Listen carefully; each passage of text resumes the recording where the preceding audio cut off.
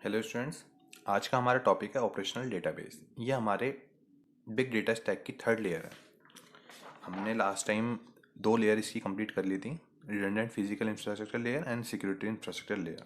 आज हम बात करेंगे ऑपरेशनल डेटाबेस लेयर की, जिसमें स्ट्रक्चर, अनस्ट्रक्चर और सेमी स्ट्रक्चर डेटा के रिगार्डिंग में हम बात करेंगे, जो कि हम ऑलरेडी बात कर चुके हैं प्रीवियस लेसन्स में। हम आज बात करेंगे ऑपरेशनल डेटाबेस की। ऑपरेशनल डेटाबेस होता क्या है? Collection of data in big data analytics. जितना भी डेटा का कलेक्शन है, जो कि हमने बताया था कि स्ट्रक्चर फॉर्म में होता है, अनस्ट्रक्चर फॉर्म में होता है, सेमी स्ट्रक्चर फॉर्म में होता है, इसके रिगार्डिंग हम काफ़ी कुछ पढ़ चुके हैं। वो डेटा फास्ट होना चाहिए, स्केलेबल होना चाहिए और रॉक सॉलिड, मतलब एक पर्टिकुलर डेटा सोर्स से आना चाहिए। ऐसा नहीं कि किसी भी डेटा सोर्स से आ जाए, अननोन डेटा सोर्स से आ जाए, क्योंकि वो फिर बेकार होता है डेटा। और हमें डेटा चाहिए अच्छा, एनालिटिक्स करने के लिए अगर हमें डेटा चाहिए तो हमें अच्छा डेटा चाहिए, प्योर डेटा चाहिए। Database engineers describe acid properties. उन्होंने एसिड प्रॉपर्टीज को डिस्क्राइब कर रखा है। इसके रिगार्डिंग में हम लास्ट टाइम बात कर चुके हैं, लेकिन मैं एक बार रिव्यू दे देता हूँ, एक बार ओवरव्यू दे देता हूँ इसका।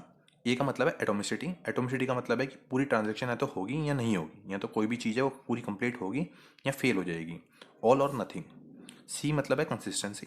ट्रांजैक्शन अगर हो रही है तो वैलिड डेटा के साथ होगी, प्रॉपर ट्रांजैक्शन होगी। ऐसा नहीं कि ट्रांजैक्शन में 50 रुपीज़ यहाँ से डिडक्ट हो गए लेकिन 50 रुपीज़ वहाँ पे क्रेडिट नहीं हुए। ट्रांजैक्शन में कंसिस्टेंसी होनी चाहिए, ट्रुथनेस होनी चाहिए, इसलिए इसको बोलते हैं कंसिस्टेंट होनी चाहिए ट्रांजैक्शन।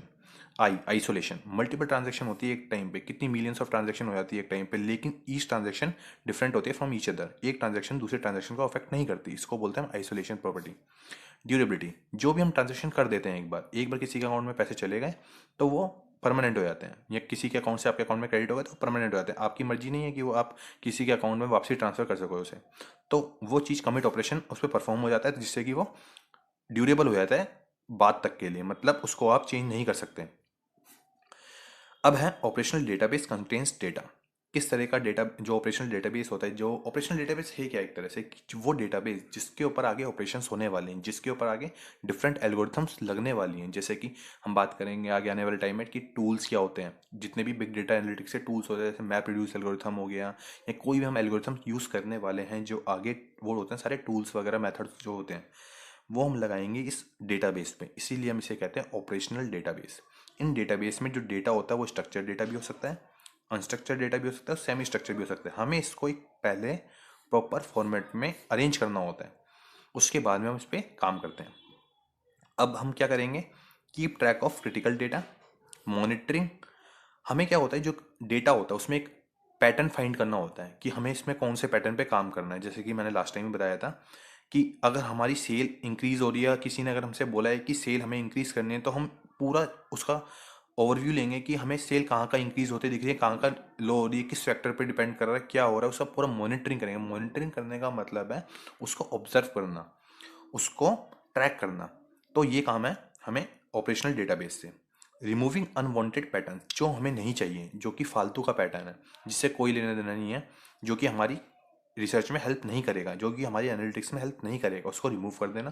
क्योंकि डेटा काफ़ी बड़ा करने से कोई फ़ायदा नहीं है।